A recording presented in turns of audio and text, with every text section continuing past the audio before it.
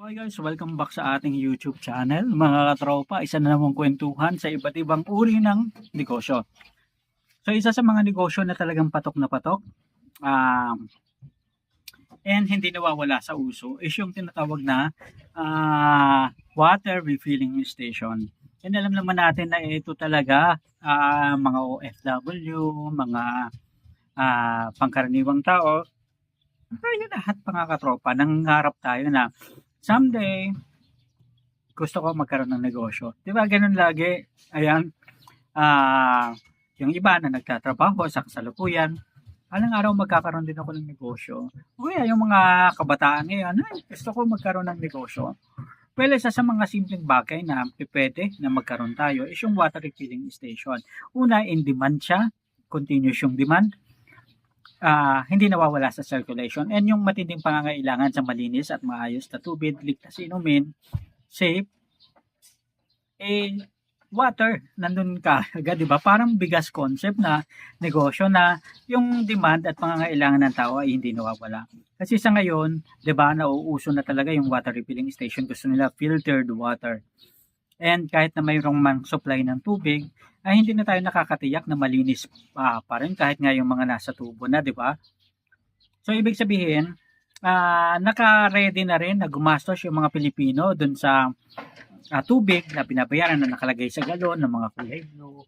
Ayan. So, and talaga namang nakikita natin na mas lalong magiging patok-patok kasi una, yung demand nandun lagi, and yung pangangailangan hindi nawawala.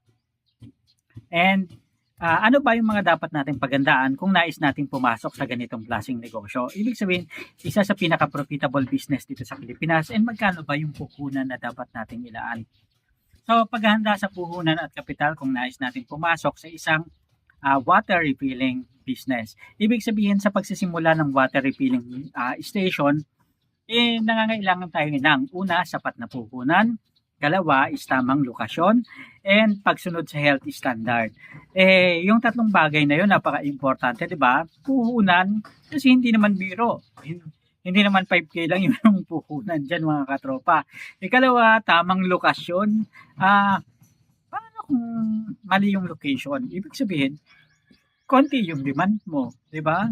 Konti yung magiging customer mo. Kaya importante tamang lokasyon para yung daloy ng pera para ring tubig na dire-diretso yung customer natin. And ikatlo, health standards. Dapat sumusunod tayo sa mga regulatory requirements. Ano ba yung standard ng tubig? Anong pH ba yan? Na safe at ligtas inumin.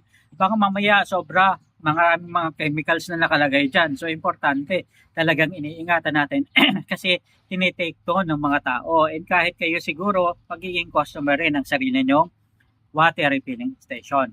Ngayon, pag-usapan natin, magkano ba yung budget kailangan para magawa ang proyekto na to o ang negosyo na to. Kung magtatayo ng sariling brand o kukuha ng franchise, nakadepende yung magiging gastos mo. Mas malaki kapag franchise ang kukunin mo, and mas maliit ang gastos kung ang kukunin mo naman at gagawin is yung sarili mong brand. Okay, may mga concept kasi mga katropa na supplier ng yung refilling station, yung nagre-refill at saka naglilinis ng tubig. So, merong bebenta ng ganon. And pwedeng ikaw yung gumawa ng sarili mong konsepto ng branding. So sa sariling brand, karaniwan ng maaari kang gumastos ng 150,000 hanggang 600,000. Basic setup pa lang yan mga katropa, and depende yan kung ilang layer ba yung ng refilling ng refilling ng tubig ang gagawin mo.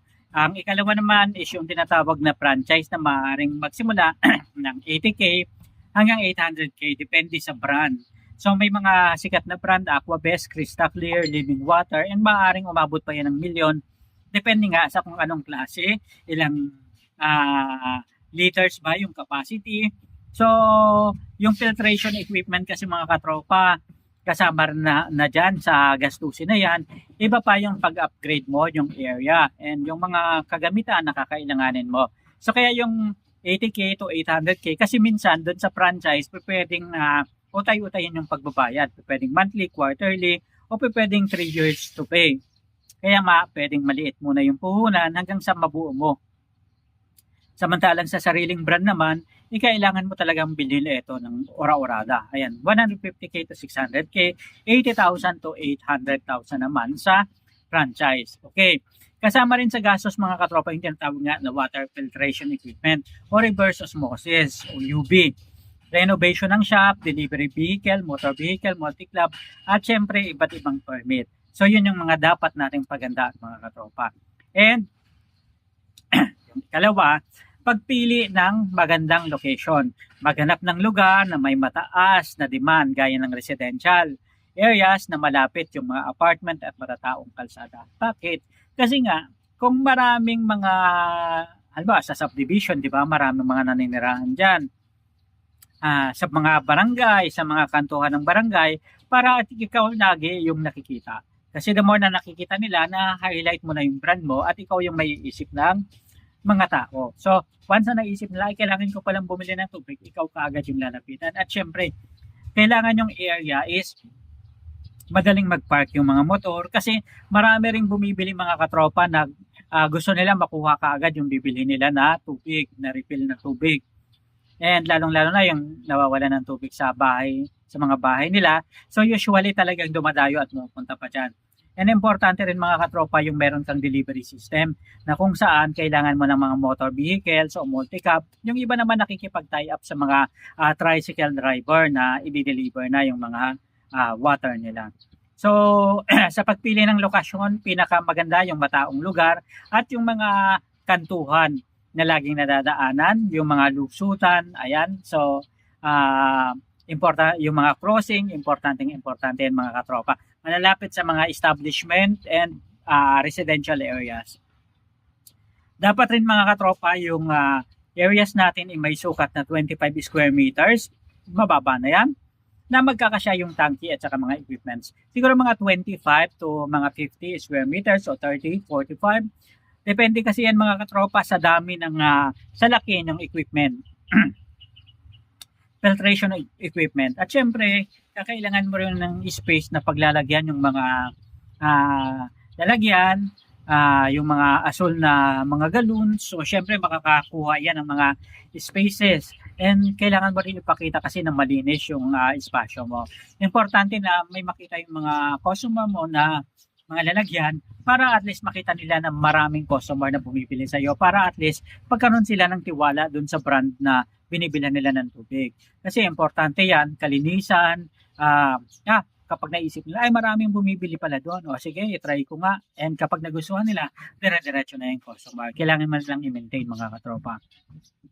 And ang ikatlo syempre is yung pagproseso ng mga legal na dokumento. Importante na meron tayong DTI, Registration Certificate, SEC registration, meron din pangalan ng negosyo. Meron din tayo mga katrop, SEC registration kung ito ay kumpanya, DTI kung sole proprietorship lang, barangay clearance at mayor business permit. Importante ito mga katropa dahil sanitary permit requirements yan. Kaya kapag nagninegosyo tayo ng ganito, lalong-lalo na kinukonsume ng public, so dapat mayroon tayong mayor's permit and barangay permit. So, importante rin na meron tayong BIR registration na nagbabayad tayo ng tamang buwis at nagbibigay ng resibo, lalong-lalo na may mga companies minsan na umuorder ng maramihan, bultuhan o malakihan. Magandang makuha yung mga yan na ikaw mismo yung magsusupply and kailangan may resibo ka. Kasi minsan, requirements nila na may resibo na ibibigay sa kanila. And certificate of potability. Kailangan ng water quality testing mula sa DOH and accredited laboratory bago kayo payagang magbenta. Kasi nga, kinukonsume ng public yan para hindi kayo magkaroon ng problema at hindi kayo reklamo ng mga customer ninyo na safe o hindi safe yung mga tubig na binibenta ninyo. And syempre, isa pa, yung number 4 is pagbili at pag-install ng equipment. So, pumili ng mapagkakatiwalaang supplier para sa inyong filtration system. Tiyakin yung na may kasamang training para sa tamang pag-operate at pag-maintain ng makina. So, ipa-training nyo na rin yung mga tao ninyo para at least hindi sila mahihirapan na mag-maintain kung sakaling wala kayo. Maganda kasi mga katropa na hindi lang yung may-ari ang may alam. Dapat may alam din yung mga tao natin para at least hindi ma-stop yung operations ng ating water refilling station. Tiyakin din na umattend tayo ng mga certificate course for water refilling stations and operators na mandated ng DOH. Importante kasi ito na dapat alam natin paano yung control, paano yung kalinisan, paano yung tamang pagsiserve natin sa customer para hindi malagyan yung ng mga mikrobyo, yung mga tubig na binibigay natin sa mga customer. Importante rin na tutukan natin yung operations and marketing mula sa staff. Paano ba ang sistema sa loob ng water refilling station? Paano yung sistema sa delivery rider? And ganun din yung promotion, paggamit ng mga flyer, social media, pag-aalok sa Facebook, and maaari tayong magbigay ng mga promo tulad ng buy 10 refills, may libreng isa, or buy 5 refills, may 50% discount sa isa. So bahala kayo mga katropa. Makakatulong yan para at least maging loyal sa atin yung customer, makilala tayo, and matandaan tayo ng mga customer natin. And wag nating kalilimutan good customer service para in the long run tayo yung babalikan. Laging on time yung delivery, importante yan para bumalik sa atin yung customer. And wag nating kalilimutan na kapag magnenegosyo tayo ng ganito, water refilling station, kailangan pag-aralan muna natin. Although it is a very, very profitable business, malaki ang kita, pero dapat nating tandaan na more than sa kita, dapat unahin natin yung safety ng ating mga customers, para at least lumago ang ating negosyo. So maraming salamat sa pagsama sa atin ngayong araw na ito. Isa na namang kwentuhan, the business of water, how to start a water refilling station. Ito po si Kapati Moko. Sa muli, maraming salamat. Paalam.